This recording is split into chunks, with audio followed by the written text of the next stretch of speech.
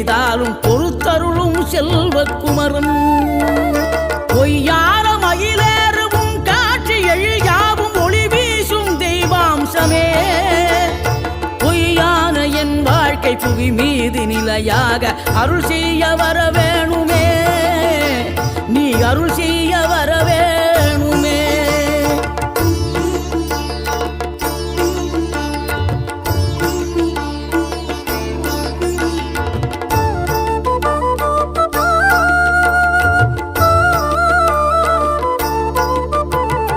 இகழ்தலையும் புகழ்தலையும் ஒரு முகமாய் கருதும்படி செவி உரைத்த முத்துக்குமரன் நீ வறுமையையும் வளமையையும் சமநிலையாய் உணரும்படி மதி கொடுத்த செல்வ